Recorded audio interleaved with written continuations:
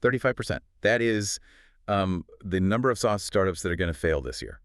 And not because their code was buggy. Right. Not because the interface was ugly or the code broke, but simply because absolutely no one wanted to buy what they built.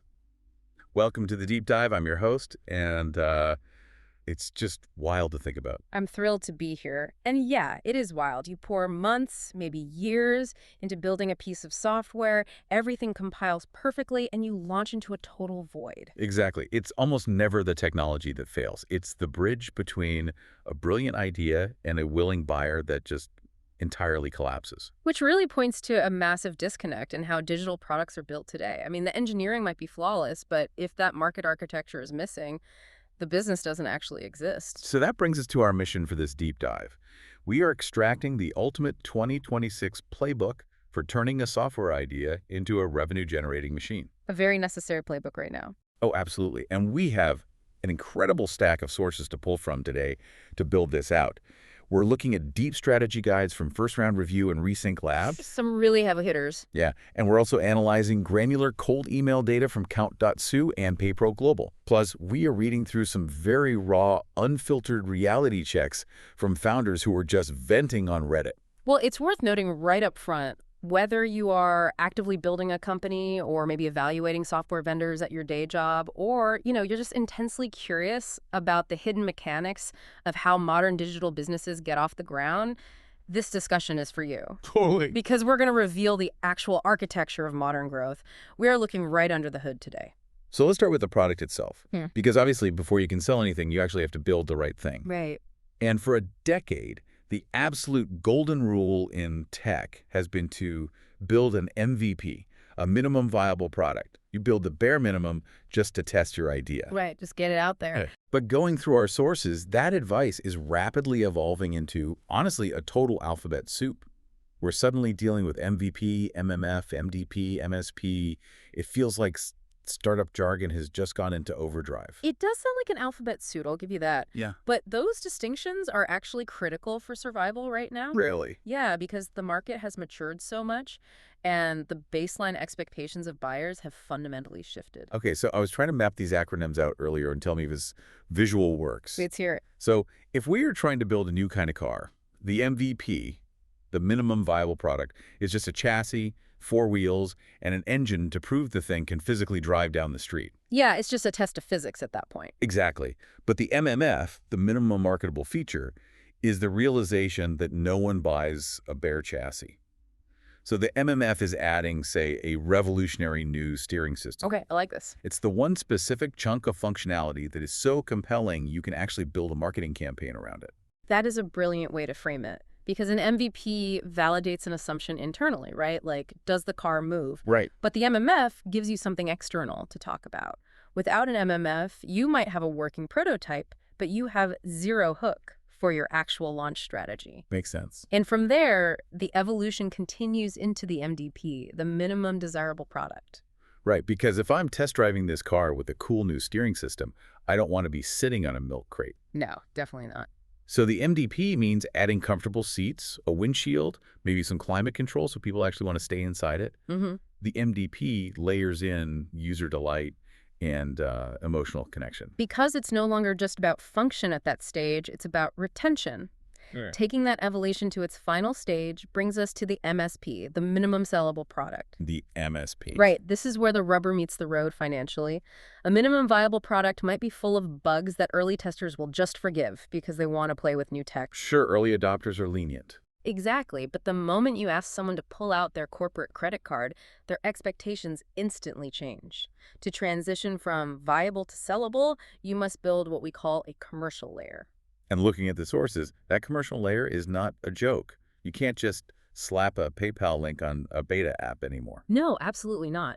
An MSP requires integrated billing, secure authorization, managed customer support like a proper ticketing system, and incredibly high standards for data privacy compliance. Right, because if you're pitching a real business, they simply will not tolerate a clunky login process or questionable security for that matter. Exactly.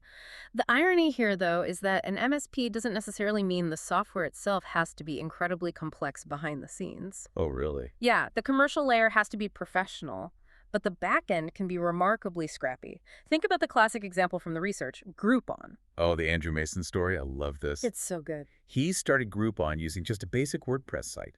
It was what they call concierge MVP, right? Yeah. When someone bought a deal, Andrew would literally generate a PDF coupon manually using free desktop software. And then he would email it to the customer himself from his own personal account. I mean, from a coding perspective, that is barely even software. Right. But from a business perspective, it functioned flawlessly as an MSP because it generated actual cash flow on day one. That's a great point. The customer paid securely, and they received their coupon. They didn't care that a human was frantically typing behind the curtain. It perfectly illustrates that you can manually power the back end to save development time, provided the front-end commercial experience delivers the promised value seamlessly. Right. The trap, however, is staying in that manual phase too long. The sources highlight a fascinating case study about a startup called Sunride to show this. Oh, the bike rental startup in Los Angeles. Yeah, this is such a clear example of why the shift to an MDP, a desirable product, is mandatory. Break it down for us. So their MVP totally functioned. They had basic manual bookings, and they hooked up Strike for payments. So it technically met the criteria of being an MSP. It was sellable. But they were bleeding users. Right. Heavily, because the experience was just too full of friction. Right. They proved the market wanted to rent bikes, but they failed to deliver an experience people wanted to return to. Exactly. So they pivoted heavily into an MDP. They built real-time availability, an automated admin dashboard, and AI-powered recommendations. They removed all the friction. Yeah, they transitioned from simply proving a concept to actually dominating a user habit. But here is where this whole product journey collides with reality. You can build a beautiful MSP, you can layer in the ultimate desirable features, but the moment you put the wrong price tag on it... The market just rejects it entirely. Exactly. Pricing feels like the most terrifying part of this process for founders. It is arguably the single most consequential lever a business can pull, and shockingly, it is usually treated as a last-minute afterthought. Oh, completely. And I have to admit, I was really questioning the research on this specific point. Oh, really? Which part? Well, looking at standard B2B pricing models, so flat fee, usage-based, and per seat to flat fee just seems like the most rational choice. From a buyer's perspective, sure. Right. It is transparent. If I'm a buyer, I want to know exactly what I'm paying every single month, no surprises. But the Rethink Lab data insists that a flat fee is a massive mistake that leaves money on the table. Yeah, transparency is appealing to the buyer, certainly. But a flat fee introduces the scaling trap for the founder. What does that look like in practice? Let's say you charge a flat $50 a month for your software. A tiny mom-and-pop shop with 2 employees uses it lightly, but then a massive enterprise with 2,000 employees adopts it, and they are using it around the clock. Oh, wow. Yeah, they are consuming massive amounts of your server resources, your bandwidth, and your customer support time. And they are paying the exact same $50. I see the problem. Your most demanding, resource-heavy users become your least profitable. Exactly. You end up subsidizing the enterprise clients with the money you make from the small ones. That dynamic absolutely destroys your margins as you try to scale, which I guess forces companies to abandon flat fees and move toward the classic per-seat model, charging per user. Yes, but the sources say the per-seat model is basically entering a death spiral right now. Which makes sense if you think about the ghost user phenomenon. We've all seen this in corporate environments, right? Oh, absolutely. A company buys 100 seats for a tool, but only 20 people actually bother to log in. It becomes shelfware. Yep. And eventually, a finance manager audits the software spend, realizes they are paying for 80 ghosts, and they either demand a massive discount or they rip the software out entirely. That is the human friction in the per-seat model. But the existential threat to pricing per seat right now is AI automation. Exactly. The entire model assumes that a human being is the primary unit of work. Oh, wow. Of course. Because if I'm charging a company per human seat, and they implement an AI agent that can do the data processing of 10 humans, they're going to cancel 9 of those seats immediately. Right.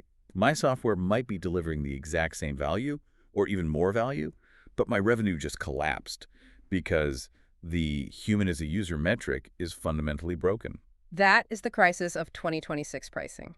To survive, founders have to apply the value link test. Value link test. Yeah, you have to conduct deep discovery to figure out the exact metric that correlates with your customer's aha moment. Okay, give me an example. If their aha moment is, wow, this tool just saved me 10 hours of manual data entry, You should be charging based on the volume of data processed, not the number of humans sitting at desks. That makes total sense. And OpenView benchmarks show that companies aligning pricing with a specific value metric grow 30% faster than those using arbitrary rates. Which directly informs what our sources call the 2026 gold standard. Right, the hybrid or three-part model. Exactly. You capture value from every possible angle. You charge a base platform fee just to access the software and cover your hosting costs. Then, a small user fee for collaboration and permissions.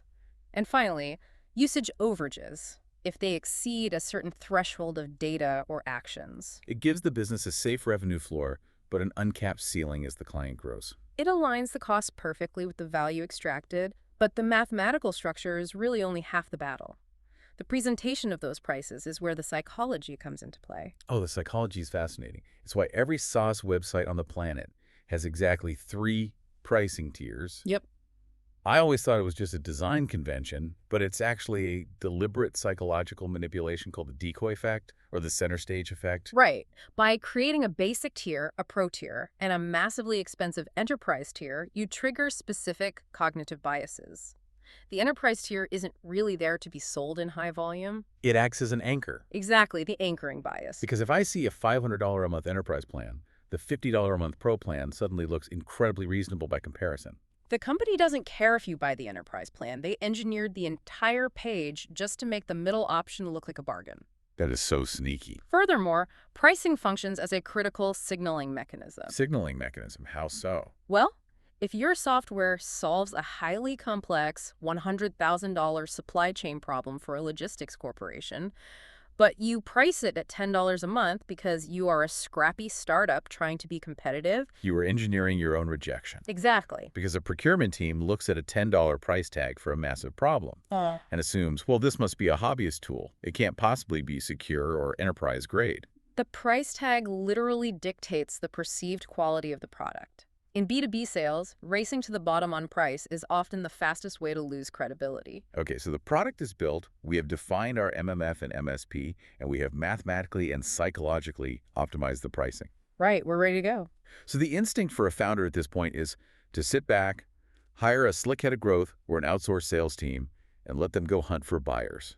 And according to the experts we researched, acting on that instinct is one of the most fatal mistakes a founder can make.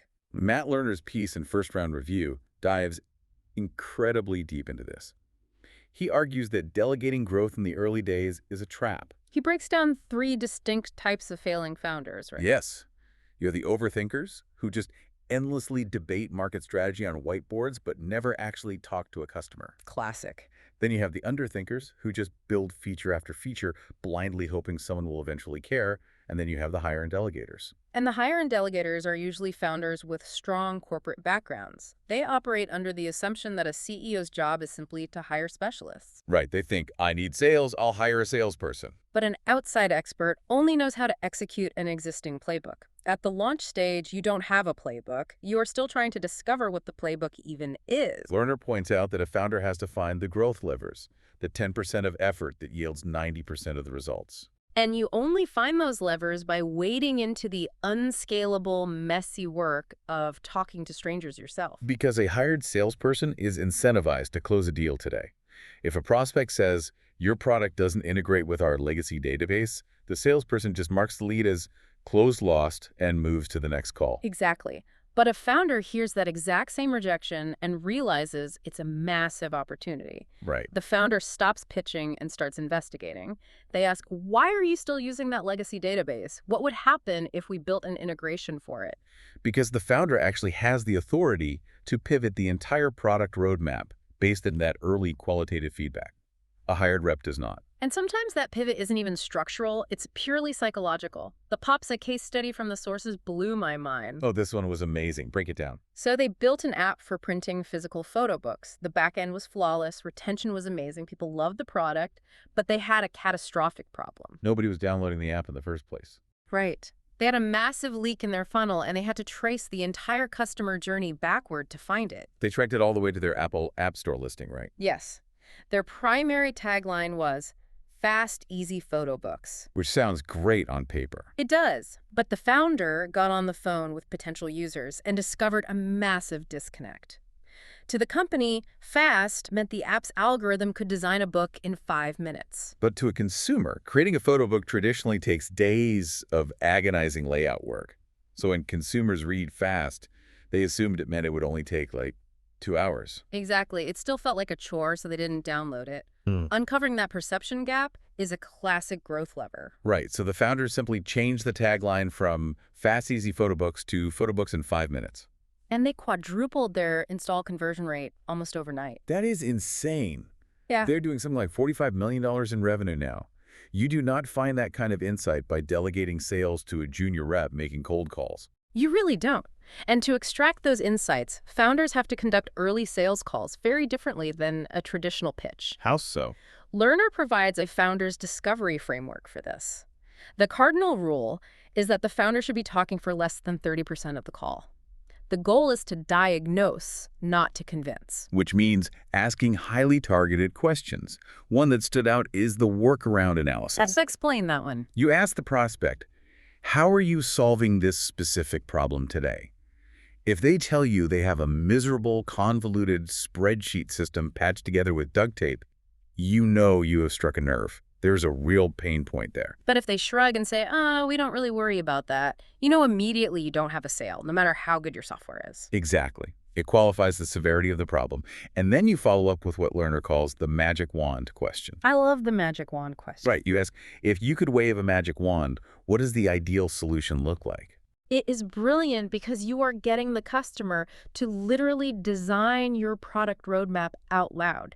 You are making them articulate their deepest desires, which gives you the exact vocabulary to use in your marketing later. But all of this brilliant discovery relies on one crucial prerequisite. Which is? You actually have to get these people on the phone or to reply to your emails in the first place. And that brings us to the harshest reality check in our sources today.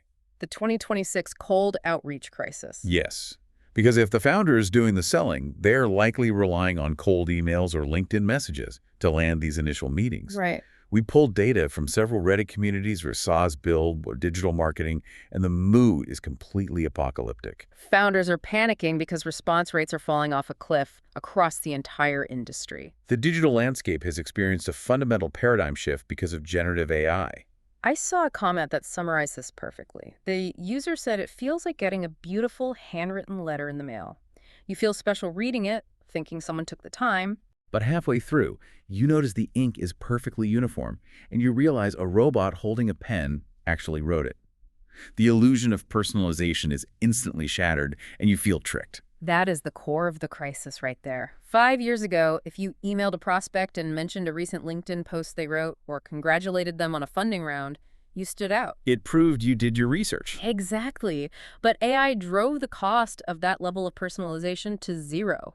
A bot can scrape 10,000 profiles and write customized emails for all of them in 3 seconds. If you look at your own inbox right now, you know exactly what we're talking about. You are drowning in these AI-generated pitches. They have your name, they have your company, but they still feel incredibly hollow. And because buyers are drowning in this noise, they have rapidly evolved their own spam filters. Buyers now optimize for pattern recognition. Interesting. Yeah, the second an email structurally smells like a sales framework, they delete it. So the solution is no longer about pumping out more volume. It requires a hyper-specific ideal customer profile, an ICP. Meaning you can't just buy a list of marketing managers at mid-sized companies anymore. That is way too broad. It is entirely useless. You need what is called an operational ICP, which is built around situational triggers. You aren't targeting a job title, you are targeting a moment in time. Give me the example of that. Your list should be heads of growth at B2B SaaS companies doing $1 to $5 million in annual revenue who specifically posted about hiring a new team member within the last 14 days. Oh, wow. That is surgically specific, but it makes sense. Right. If you reach out to that person, you aren't sending a generic pitch about your software. You are reaching out precisely at the moment they're feeling the pain of onboarding a new staff member. You are relevant to their Tuesday morning. Relevancy is the new personalization. But even with the right target, the structure of the message has to be flawless. The data points heavily to the 1-3-1 rule and the 4-part contextual hook. Let's actually break down what the 1-3-1 rule is, because this is fascinating. The entire email should be just 5 sentences total, under 200 words. Keep it incredibly brief. You start with one sentence for the hook, directly referencing that situational trigger. And the sources are very clear on a cardinal rule here. Never, ever start with, "I hope this email finds you well." It is the ultimate tell. It instantly signals a cold pitch to the reader's subconscious pattern recognition. Instead, jump straight into the context. Right. Then comes the up to three sentences forming your value proposition. This is where you link their specific situational trigger to the mechanism of your solution. And the final piece. The last one sentence for the call to action. But you have to lower the friction. Do not ask for a 30-minute demo call. That's too much commitment. Way too much. Ask a low-stakes yes or no question. Would you be open to a 5-minute overview? Or mind if I send over a 2-minute video? You are just asking for permission to continue the conversation, but we really have to address the technical side because none of this brilliant copywriting matters if the email goes straight to a spam folder. Right. The technical hygiene required in 2026 is completely uncompromising. Which means you have to decouple your outreach from your main corporate domain. Oh, this is crucial. If your company is acme.com, you absolutely cannot send cold emails from acme.com. You have to buy a secondary domain like outreach-acme.com. Because if your cold outreach gets flagged as spam, it burns the domain reputation. Hmm. You don't want your actual customer support emails or investor updates going to spam because you burned your primary domain. And beyond decoupling, you have to configure your deliverability protocols SPF, DKIM, and DRZ. Which sounds like terrifying IT jargon. It does. But think of it like this. These protocols are basically a digital ID badge for your domain. If you try to send an email without them, the receiving server looks at your message like a stranger trying to sneak into a highly secure office building without a badge. The bouncer, the spam filter, is going to tackle you and throw you in the junk folder immediately. Exactly. That is an excellent analogy. You have to prove your identity cryptographically, but let's say your hygiene is perfect, your message is hyper-specific, you send the email, and you hear absolutely nothing back. Which the data says is going to happen 90% of the time on the first try. It is entirely normal. Persistence is the only variable you can actually control. Founders give up after 2 emails, assuming they are being annoying. Right. But data from first sales indicates that a successful outbound cadence requires following up 7 to 10 times over a 14 to 30-day period. 10 times. I would feel like a stalker. I know, it feels like a lot. But if the message is actually hyper-relevant to their problem, you aren't spamming them. You are just staying top of mind until their schedule opens up. Exactly. And this massive cadence culminates in what might be the most powerful psychological tool in sales, the breakup email. It is a brilliant play on human psychology. After weeks of no response, your final email is very brief. What does it say? It essentially says, I haven't heard back, so I assume solving this issue isn't a priority for your team right now. I'm going to close your file and reallocate our onboarding resources to clients who are moving forward. If things change, let me know. I'm going to close your file. I love that phrasing. It completely flips the power dynamic. It triggers intense loss aversion. Up until that point, the prospect felt they held all the cards. The moment you pull the offer away, they realize they are losing access to a potential solution. Oh, wow. Consistently, across almost all data sets, the breakup email generates the highest response rate of the entire sequence. It is amazing how much of business just comes down to basic human psychology. It really is. So let's zoom out and look at the massive journey we just unpacked today. We started by upgrading our entire mindset from simply building a functioning product to engineering a sellable MSP with a real commercial layer. A critical first step. Then we completely rethought how to architect pricing, not just picking a number, but aligning cost with the actual value metric and using hybrid models to avoid the scaling trap. Right. We explored exactly why a founder has to get into the trenches and do the unscalable sales work to find those hidden growth levers. And finally, we detailed how to cut through the relentless AI-generated noise of modern outreach by using hyper-situational targeting and pristine technical hygiene. It is a rigorous, demanding framework, but it exposes the true mechanics of how products actually find their market in today's environment.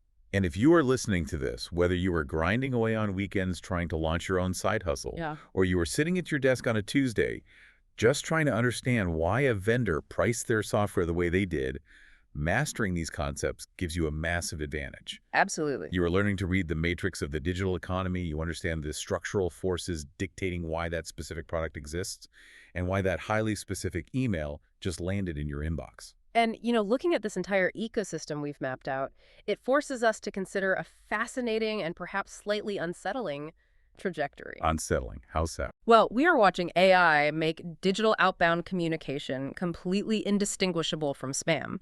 We are having to become surgically specific just to prove we are human. That's true.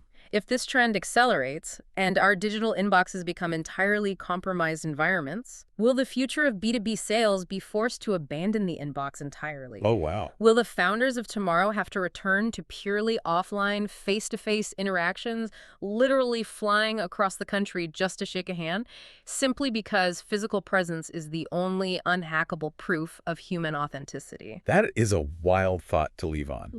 Because it brings us right back to the core truth we started with. You can use all the cutting-edge digital tools in the world to design the perfect product and optimize the perfect pricing tiers. Right. But at the end of the day, if you want someone to actually walk across the bridge you've built, they have to trust that there is a real human being standing on the other side.